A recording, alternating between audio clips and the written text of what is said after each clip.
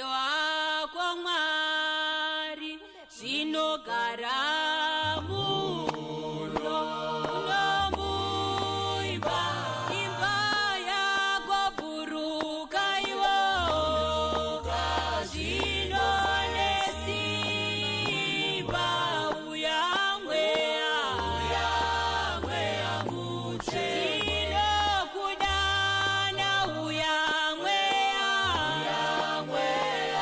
kufanana kupenya kwezuva romudenga vhenekera. Akadini mama? Tiripedu makadiwo. Tiripo. Muri yeZimbabwe ikada kuziya tikutaura nani uye tiripi? Makadiko ruzhinji rweZimbabwe. Ini zita rangu ndinoitwa Maria Jasi. Ndinogara kwaMurewa, muguku rekwaJakobo. Ndine dambudziko remwanakomana wangu anonzi Simbarashi. Akaberekwa mwana uyu akanga zvakanaka ari right. Akazongotanga ne 3.5 years. Akangotangawo kabundu padama apa. Takaenda naye kuchipatara. Takatangira pachitoro. Patazoenda kwaMurewa. Patanzi imota tichipiwa mapiritsi. Asi harina kuibva mota racho. Rakaramba richingokura. Kusvika tapiwa transfer. Ndaenda kuchipatara chekwaMutoko Hospital. Akatorwa ma-x-ray yake. Tikaenda nawo ndikanzi endai kuParere Nyatwa ndokune madhokta ake. Tikasvika kuParere Nyatwa akatestwa matesti akatestwa. Ndichiramba ndichingonzi dzokai naye tumite maoperation ake. Zvakatora nguva ndichidzokera. Hapana chakachinja. Apa dama rainge richingozvimba. Richiramba zvichingokwira. Kusvika ndazogara. Ndazowanawo mumwe tete dhona weUK. Ndiye akazondiendesawo kuSouth Africa naye. Tikasvika 2019 akaitwa operation. Asi hachina kuchinja. Zvakaramba chichingokura. Kusvika pari zvino. Riri kuramba richingokura, growth racho riri kukura. Idambudziko hombe zvekuti kana kuchikoro chaiko haasati aenda nedambudziko iri. Ndinongoshuwirawo kuti dai arapwa dambudziko iri rapera. Aendawo kuchikoro kune vamwe. Ini handishande, ndinenge ndingori pano. Kushanda kwangu kupindawo mumunda. Ndoma ndinoshandawo. Kuti ndishande ndiendawo kusaidhi kana kuita maricho. Handikwanisi nemukomana uyu. Ndiye wandinenge ndiinaye. Ronda rake iri rine dambudziko rekuti rinobuda ropa. Asi kurwadza aiva.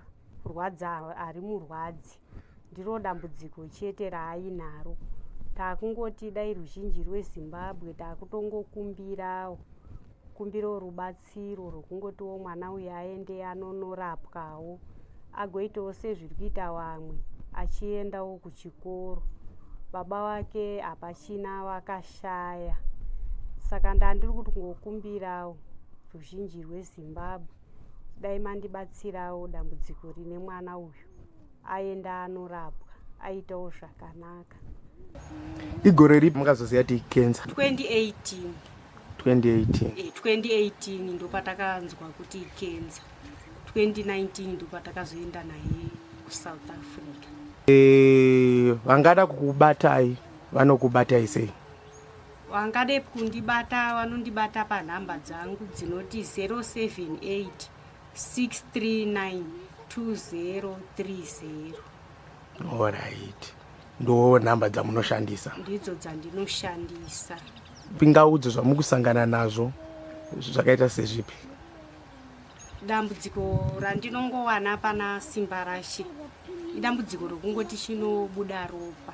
Ndo dambudziko chete riripo. Kutamba anotamba achimurwadzi zvake. Chobuda ropa papi pacho?